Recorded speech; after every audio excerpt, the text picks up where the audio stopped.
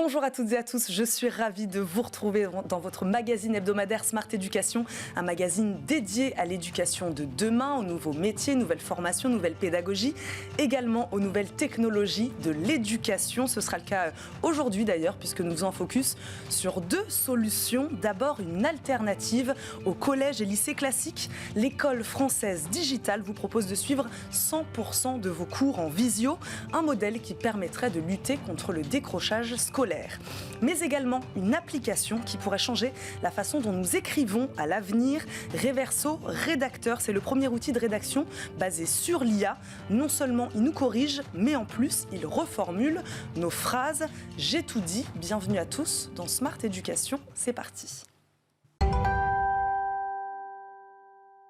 Dites adieu au polycopier. Notre première invitée est Delphine Itembela, cofondatrice de l'école française digitale, un des premiers établissements, je le disais, 100% en ligne, des cours du collège au lycée, uniquement en visio donc. Bonjour Delphine. Bonjour Eva. Merci beaucoup de nous accompagner aujourd'hui. Je crois que c'est pendant le confinement que vous est venue cette idée, et pourtant vous ne venez pas forcément du monde de l'éducation. Voilà, qu'est-ce qui vous a poussé à lancer cette école ? En fait, on est 3 cofondatrices, Marie, Amélie et moi. Marie, à l'époque du confinement, était directrice d'un cours privé hors contrat sur Paris. Donc, elle avait l'habitude, elle. Quand il y a eu le confinement, ses élèves, qui étaient beaucoup d'élèves étrangers, sont retournés dans leur pays d'origine. Elle a expérimenté le distanciel de cette manière. Elle a fait cours comme ça. Elle a vu que ça marchait. Elle a vu que ses élèves en étaient friands. Et de là, lui est venue l'idée de passer en formule 100% à distance. 100% à distance, on le comprend, hein, Delphine, ce modèle en pleine pandémie mondiale. Comment vous expliquez sa pérennité une fois que c'est passé ? On avait tous les outils pour. Oui. On n'était pas encore prêt à le faire. Finalement, le Covid nous a mis le pied à l'étrier un petit peu de manière directe et spontanée. Alors certes, on n'était pas forcément préparés, donc on a dû faire avec, mais nous, en réfléchissant le modèle à tête reposée, à froid, on s'est dit, oui, effectivement, les outils numériques, aujourd'hui, nous permettent de faire autrement, d'adapter la scolarité aux élèves. Donc, pourquoi pas y aller, franchement ? Et bien justement, à quel type d'élèves cette école, elle s'adresse alors ? Alors, elle s'adresse à différents types d'élèves. Dans notre école, on va avoir des profils neuroatypiques, troubles 10 ou HPI, qui vont dans les établissements traditionnels, avoir du mal, puisque les établissements ne vont pas adapter leur pédagogie à leur mode d'apprentissage. Ils ne vont pas non plus adapter les outils à leur mode d'apprentissage, donc souvent ils décrochent. Et donc, chez nous, ils viennent parce qu'ils s'y sentent bien. Il va y avoir des élèves qui ont eu un parcours un petit peu atypique, un petit peu chaotique, de l'harcèlement. De là, on est venu de la phobie scolaire et donc ils décrochent et donc ils viennent à nous pour se reconstruire. On va avoir des profils multi-activités, des jeunes qui font l'école plus autre chose, du sport, de l'art ou de la musique. Et donc, ils vont avoir besoin d'adaptabilité dans leur emploi du temps. Et enfin, on va avoir des jeunes francophones qui vivent à l'étranger et qui souhaitent poursuivre une scolarité française. Pourquoi ce modèle il lutterait également contre le décrochage scolaire ? Ça, c'est un message aussi que vous voulez faire passer. Quand on est victime de phobie scolaire, on ne peut physiquement pas aller dans son établissement. De là, les jeunes développent une espèce de dépression, phobie sociale aussi. Ils se renferment sur eux, ils n'ont plus envie, ils n'ont plus goût à leurs apprentissages. Le fait d'être à la maison, ils sont dans leur cocon. Le fait d'être en petits effectifs, ils sont plus rassurés. Ça leur permet de reprendre confiance en eux, tout simplement. Et ensuite, soit ils poursuivent leur scolarité chez nous tout du long parce qu'ils aiment le modèle et ça leur convient comme ça, soit ils sont assez forts, assez prêts pour retourner dans les établissements traditionnels. Et nous, dans l'un ou l'autre des cas, c'est une victoire. Comment les cours et les journées, elles sont agencées avec ces cours, ce modèle 100% en ligne, 100% en visio ? Nos élèves ont cours du lundi au vendredi, tous les matins. Comme à l'école classique. Comme à l'école classique, tous les matins, sur la grosse plage horaire allant de 8h à 13h. Ça varie en fonction du fait que l'enfant soit au collège ou au lycée. Au lycée, avec les jeux des options et spécialités, il se peut qu'ils commencent au plus tôt à 8h et qu'ils finissent au plus tard à 13h. Ils se connectent à leur environnement en visio. Ils y retrouvent leurs camarades de classe qui sont là en même temps qu'eux. On reconstitue des classes virtuelles et leurs enseignants de la matière donnée. Ça, pourquoi cette idée-là, justement, de ne pas faire donc un cours solo avec un professeur, mais justement quand même d'être accompagné par des camarades ? C'est important. Pour la sociabilité, pour maintenir finalement les avantages sociaux d'être en classe. Ils communiquent entre eux, ils parlent, c'est une classe, ils interagissent, ils se challengent aussi. C'était important pour nous de maintenir ça en petits effectifs pour préserver la qualité des apprentissages, mais en classe tout de même. On a parlé du profil des élèves, c'est quoi le profil des professeurs aussi de l'École française digitale? Ce sont tous des enseignants expérimentés. Oui. Ils ont tous enseigné dans le public ou le privé sous contrat. Ils ont eu à un moment donné envie de faire progresser leur pédagogie. Ils ont eu envie de mettre en place des méthodes innovantes. Ils se sentaient un petit peu sclérosés dans les établissements dans lesquels ils étaient. Donc, ils ont développé d'autres activités, du cours particulier, du coaching scolaire. Donc finalement, avec nos enseignants, on est sur les mêmes valeurs d'enseignement.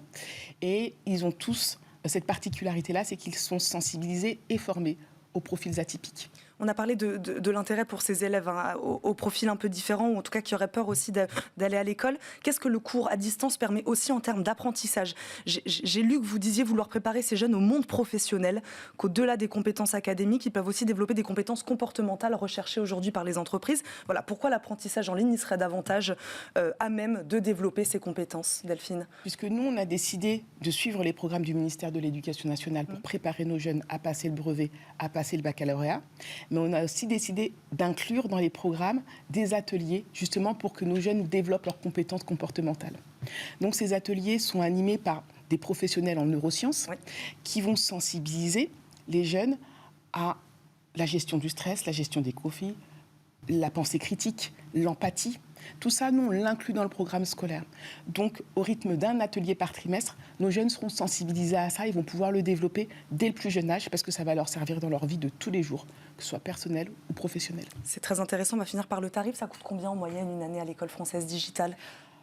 Les tarifs vont de 2 600 à 4 450 euros. La différence entre les prix, c'est le collège ou le lycée et les options linguistiques choisies. Merci beaucoup Delphine Itembela d'être venue nous voir aujourd'hui sur le plateau de Smart Éducation, d'avoir répondu à nos questions et de nous avoir présenté l'École française digitale. Je rappelle, vous êtes une de ces 3 cofondatrices. Merci beaucoup d'avoir été avec nous. On poursuit dans Smart Éducation. L'intelligence artificielle est-elle l'avenir de l'écriture? Nous allons poser la question à notre invité Théo Offenberg, CEO de Reverso, rédacteur. Bonjour Théo, vous nous accompagnez en visioconférence. Bonjour Eva. Bonjour, Reverso, rédacteur, je le disais tout à l'heure, nouvel outil du géant de la traduction Reverso, une application de correction et d'amélioration du style de rédaction, c'est peut-être ça sa particularité, basée donc sur l'IA. Théo, à quoi ressemble cet outil? Quelles sont ses fonctionnalités, puisqu'il y en a plusieurs, j'ai l'impression? Alors la fonctionnalité de base, c'est la correction, c'est de pouvoir écrire un texte bien écrit lorsqu'on a des doutes sur son orthographe et qu'on soit dyslexique ou simplement qu'on souhaite écrire avec plus de précision.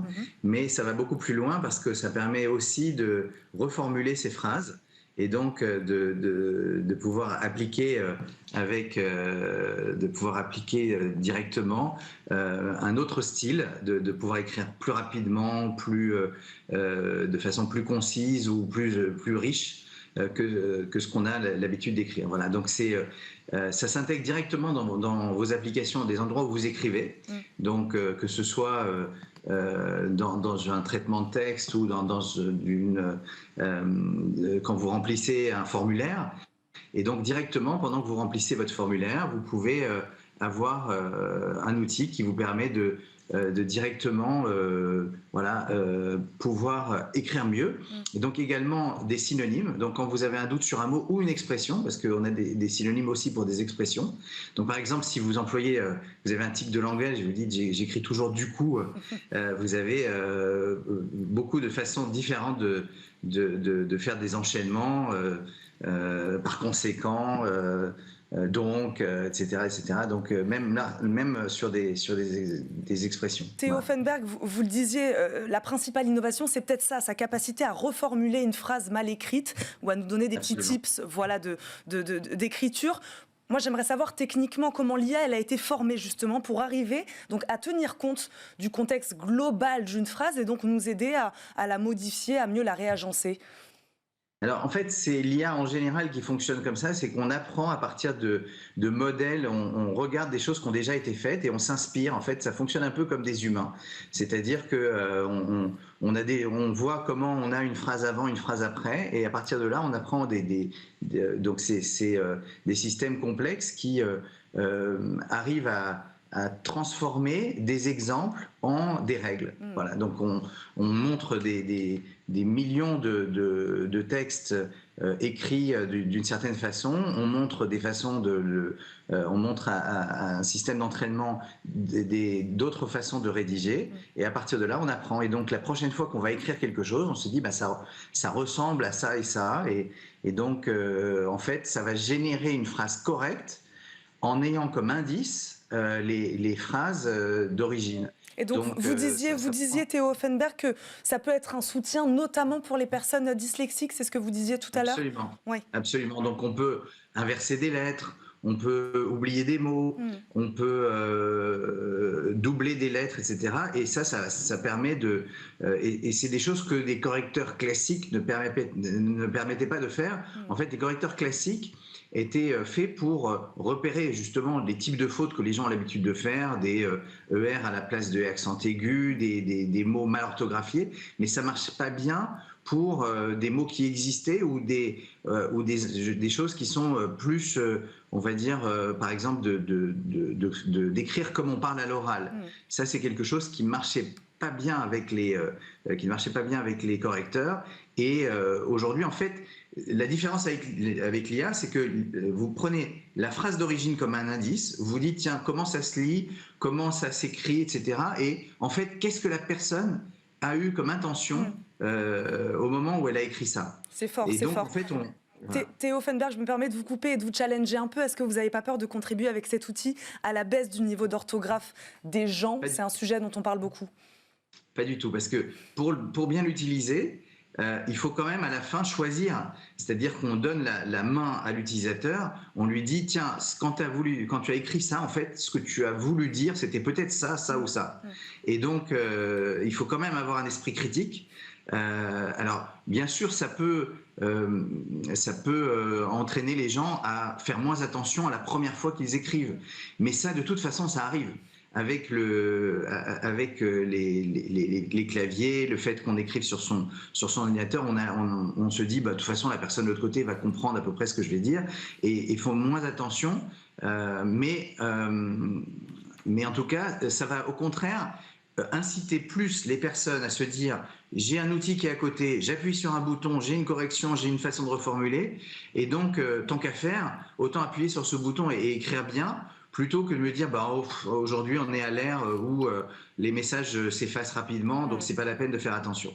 Très rapidement, il nous reste vraiment 20 secondes, très rapidement. Théo Offenberg, l'intelligence artificielle, elle va transformer notre façon d'écrire alors?